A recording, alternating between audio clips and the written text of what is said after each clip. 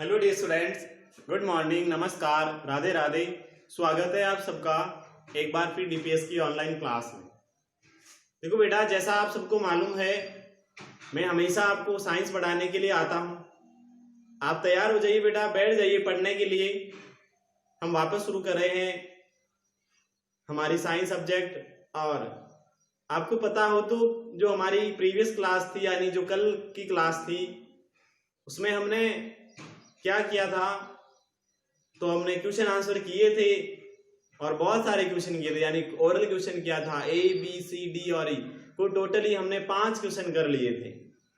जो हमारा एक थर्ड चैप्टर चल रहा है मटेरियल्स वी डेली यूज, उसमें पहले हमने वो सारा पढ़ा था and then question answer start किए और उस क्वेश्चन आंसर के अंदर हमने 5 क्वेश्चन कर लिए थे, यानी ए टू ई कर लिया था। आज बेटा बात करते हैं क्वेश्चन नंबर एफ की, जो है शॉर्ट आंसर टाइप क्वेश्चन। तो मेरे साथ साथ में ही नोट करिएगा। और क्या नोट करना है, तो short answer type question F लगाओ और शॉर्ट आंसर टाइप क्वेश्चंस। कौन से question? Short answer type questions, यानी लघुत्रात्मक प्रश्न कैसे, जिसके आंसर छोटे होते हैं, लघु होते हैं, उसको कहा जाता है शॉर्ट आंसर टाइप क्वेश्चन। ठीक है ना। पहले क्वेश्चन की बात करता हूं बेटा। क्वेश्चन नंबर पहला क्वेश्चन है, क्या है? तो क्वेश्चन है how can we classify fiber. मैं ओनली फॉर आंसर ही लिखूंगा, क्वेश्चन नहीं करवाऊंगा। तो how can we classify fibers, आप फाइबर्स को, रेशों को कैसे वर्गीकृत कर सकते हैं? बेटा रेशे को वर्गीकृत करना है, क्वेश्चन आपको बुक से नोट करना है। अब रेशों को कैसे वर्गीकृत करोगे, आप ही देखो बेटा क्या करना है। मैंने जो सबसे पहली क्लास ली थी इस चैप्टर की, जहां से हमने मटेरियल्स विद डेली यूज लिखा था, उसकी पहली क्लास थी और शायद उसमें मैंने HW भी यही डाला था। लगभग क्या डाला था? तो यही डाला था सर कि आपको यही करना था। मैंने एक ऐसे कहूं तो फ्लो चार्ट बनवाया था, इसमें मैंने ऊपर फाइबर्स लिखा, फिर नेचुरल लिखा, फिर सिंथेटिक लिखा। तो ऐसा ही आपको क्या करना है, आपको फाइबर को क्लासिफाई करने के लिए चार्ट बनाना है। तो कैसे बनाना आप देखना। ऐसे पहले सबसे फर्स्ट लिख देना FIBRES फाइबर्स, फिर ऐसे करके इधर लिखना NATURL नेचुरल, और इधर लिखना बेटा सिंथेटिक लिखना, सिंथेटिक। एंड देन फिर इसको, अब इसके अंदर भी इसको 2 पार्ट में बांटना। इसमें एक लिखना OBTAINED obtained from animals, और इधर लिखना obtained from plants। ये लिख दिया। हाँ, इसके बाद क्या करना, इधर लिखना, फिर ऐसे मत लिखना डायरेक्ट, फिर एग्जाम्पल लिख देना। अब एनिमल से प्राप्त होने वाले एक लिखना सिल्क और दूसरा लिखना वूल। उसी प्रकार इधर एग्जाम्पल में इधर लिखना कॉटन एंड जूट लिखना। क्या लिखना? तो कॉटन एंड जूट लिखना। फिर इधर बात आती, इधर डायरेक्ट एग्जाम्पल ही आएंगे और एग्जाम्पल में क्या लिखोगे? नायलॉन लिखोगे। उसके अलावा क्या लिखोगे? तो सर पॉलिस्टर लिखेंगे। और क्या लिखोगे? तो रायन लिखोगे। ये एग्जांपल्स इधर लिख देंगे, पॉलिस्टर, नायलॉन, रायन। तो ये ऐसे आपको क्लासिफाई करना है। समझ आ गया ना कैसे करना क्लासिफाई? तो आपको क्लासिफाई करना ऐसे जैसे मैंने किया है। फाइबर्स लिखा ऊपर, फिर एक सिंथेटिक टाइप का फाइबर होता है एंड एक नेचुरल टाइप का फाइबर होता है। नेचुरल में 2 प्रकार के, एक जो एनिमल से प्राप्त होने वाले, एक पौधों से प्राप्त होने वाले। एनिमल्स में रेशम और ऊन हो गया, और प्लांट्स के अंदर कॉटन एंड जूट हो गया। ये गलत लिख दोगे, कहीं सी लिखा हुआ है, COTTO है कॉटन। उसी प्रकार सिंथेटिक के अंदर कोई अलग टाइप नहीं होता, एक नायलॉन, पॉलिस्टर एंड रायन। अब बात करूंगा क्वेश्चन नंबर 2 के आंसर की। क्या है बेटा question number 2? What is rating? Rating क्या है? हमने बेटा जूट में पढ़ा था। जब हमने जूट पढ़ा था, उस जूट में हमने पढ़ा था, तो क्या पढ़ा था? हमने ऐसा पढ़ा था कि जो जूट के बंडल्स होते हैं उसको तालाब में डुबो दिया जाता है, तालाब में जो पानी होता है उस पानी में जूट के बंडल्स को डुबो दिया जाता है, और उसके बाद में जब वो सड़ जाता है, वो बंडल सड़ जाते हैं, तब क्या किया जाता है, उससे फाइबर को अलग किया जाता है, और इस प्रोसेस को बेटा रेटिंग कहा जाता है। क्या कहा जाता है? तो बेटा इस प्रोसेस को रेटिंग कहा जाता है। तो क्या करना है आपको आंसर लिखना है, और तो क्या करना है, लिखो तो फिर आंसर बेटा छोटा सा लिख देना। Process of separating fibre from jute plant, process of लिख देना, the process of PROCESS, the process of क्या करना, सेपरेटिंग करना। किसको करना? SEPARATING,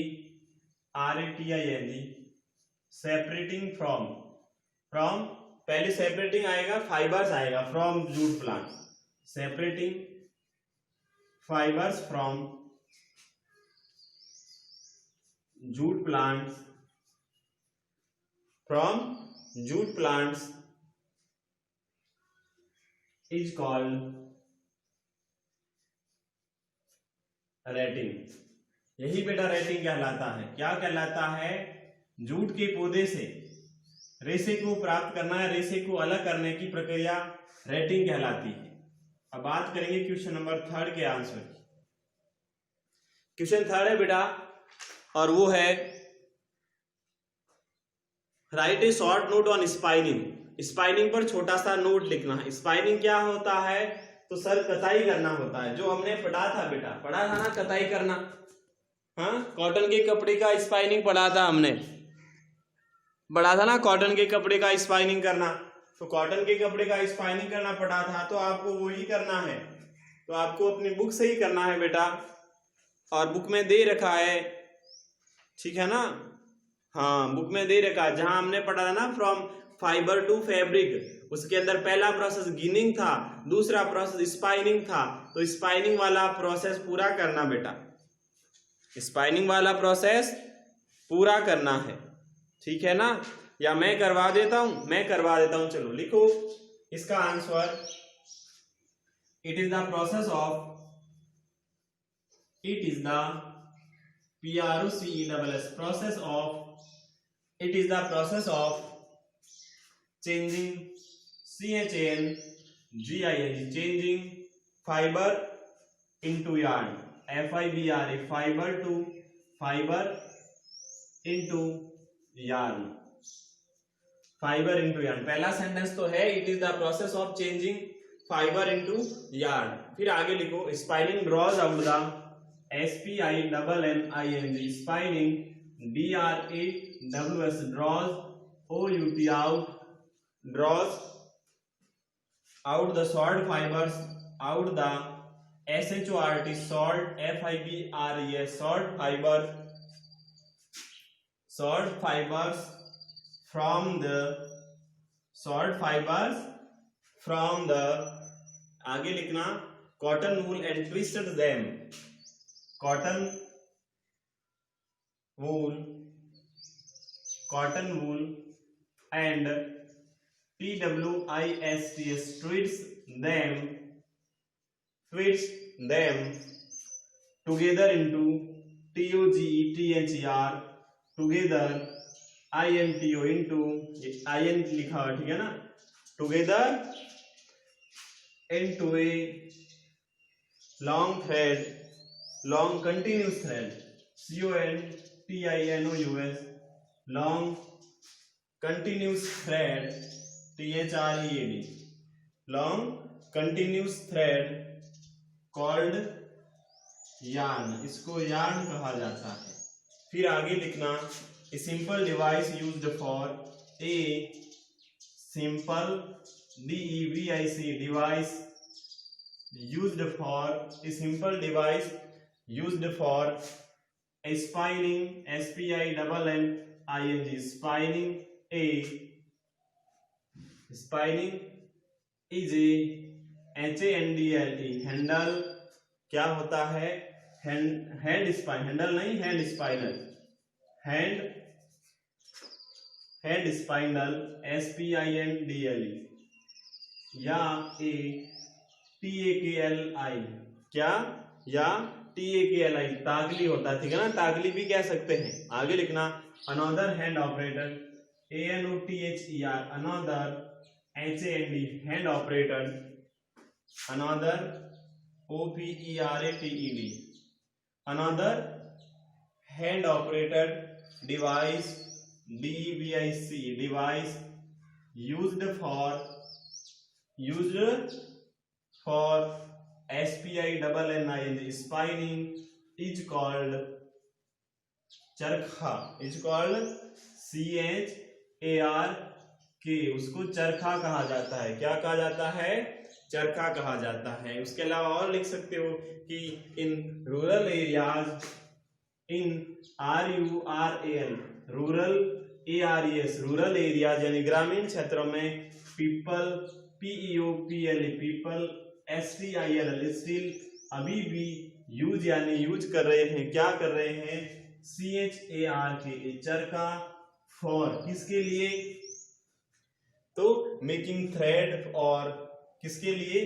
तो MAKING, making, THREAD, thread, THREAD, making thread, या फिर या YARN, yarn, from cotton, from COTTON, from cotton. ये आंसर है बेटा स्पाइनिंग। क्या है स्पाइनिंग का? क्या है स्पाइनिंग का आंसर? तो बेटा ये है आंसर कि it is the process of changing fibre into yarn. Spinning draws out, देखो it is the process of changing fibre into yarn, यानी यह वह प्रोसेस है जिसमें रेशे को धागे में बदला जाता है।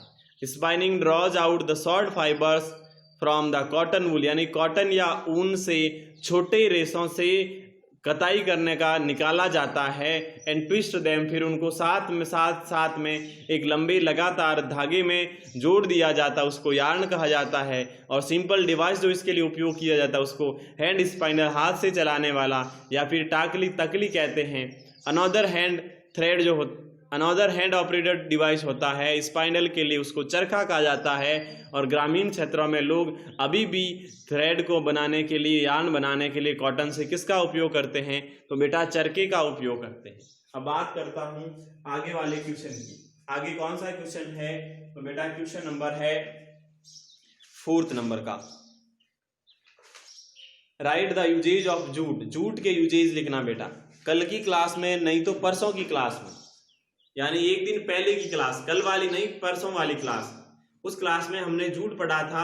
तो जूट के यूजेज मैंने करवाए थे, ठीक है ना। आपकी बुक में भी बेटा दे रखा है जूट के यूजेज, ठीक है ना, आप वहां से नोट कर लेना। तो मैं लिख रहा हूं do your self, 4th number का क्वेश्चन, डू योर सेल्फ, यानी वे होता बेटा स्वयं करें। कौन करेंगे? आप खुद ही करें, मैं नहीं करवा रहा हूं। जूट का पहला फंक्शन होता है कि wrapping, to make cloth for wrapping bales of raw cotton, यानी कच्चे कॉटन के जो बेल्स होते हैं उसको लपेटने के लिए कपड़े बनाए जाते हैं। गनी बैग्स, बोरी का थैला बनाया जाता है। कारपेट्स यानी कालीन, दरिया, पर्दे वगैरह, भद्दे कपड़े वगैरह, रस्सियां बनाई जाती है। उसके अलावा अच्छी क्वालिटी की अगर जूट होती है तो उससे कपड़े भी बनाए जा सकते हैं। तो ये इस प्रकार से 4th क्वेश्चन का आंसर आप खुद को ही करना, बुक में मिल जाएगा। यूजेज ऑफ जूट के यूजेज करना है, ठीक है ना। इस प्रकार से बेटा आपको होमवर्क में क्या करना है? तो आपको होमवर्क में सारी शॉर्ट आंसर करना है, चारों शॉर्ट आंसर, ये ना क्वेश्चन F आपको होमवर्क में करना है, ठीक है ना। समझ में आया होगा, ऐसी मैं बेटा आपसे उम्मीद रखता हूं, ठीक है। आगे हमारी जो भी क्लास होगी बेटा, उस क्लास में हम क्या करेंगे? उस क्लास में बेटा हम लॉन्ग आंसर करेंगे, ठीक है ना। उस क्लास में क्या करेंगे? तो लॉन्ग आंसर करेंगे बेटा, ठीक है ना। हाँ, समझ में आए होंगे सारे क्वेश्चन आंसर। हाँ, ऐसे ही समझ में आते रहेंगे। बहुत धीरे धीरे पढ़ा रहा हूं मैं, जल्दी नहीं कर रहा हूं, ठीक है। बहुत धीमे धीमे पढ़ाया है, अच्छा समझ आया होगा। अब बेटा मेरे विदा होने का समय आ गया। आपसे ईश्वर से प्रार्थना करूंगा आपको सुरक्षित रखें, आपके परिवार को स्वस्थ रखें, आपकी सारी मनोकामनाएं पूरी करें, मस्त रहें, खुश रहें। चलता हूं मैं बेटा, bye bye, have a nice day, thank you.